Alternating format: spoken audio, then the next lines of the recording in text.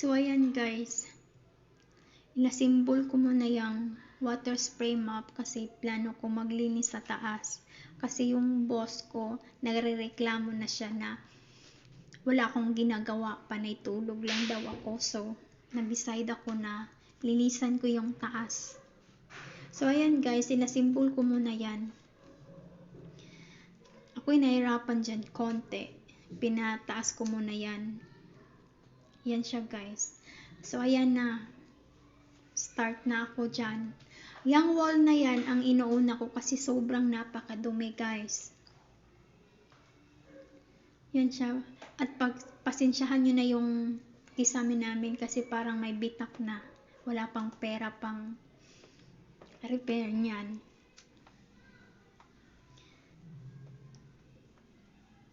Yan siya guys. Nabili ko pala yung water spray mop sa online. Mura lang siya guys. Tsaka maganda din kasi sa mga ganyan. Pwede sa wall. Yan siya. Oh, tingnan nyo sa gilid. Sobrang dumi yan guys. Ako'y nahihirapan dyan. Magkuskus-kuskus.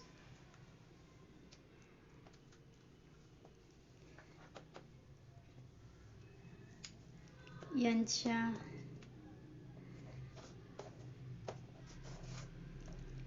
Siyempre, pag pag maliit lang tayo, kaya pwede mo siya liitan guys kung matangkad ka. Yan, pagkatapos sahig na naman. Kaya yan. Yan guys. Pasensyahan nyo na yung wall na may butas dyan. Wala pa kaming pera.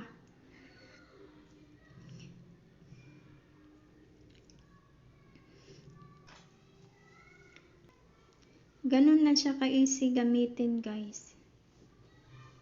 Water spray mop. Tsaka magaan lang. Yan.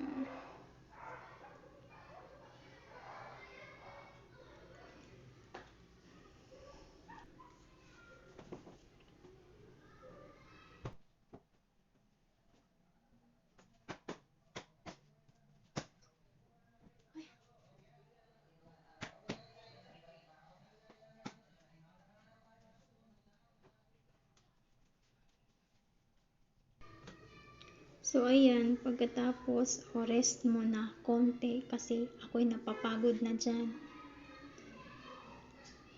Ang dumi ko na dyan. Ang pawis na ako dyan. At saka nag-rest muna konti, mga mare. So ayan, ako'y papatapos na. Yan sa guys.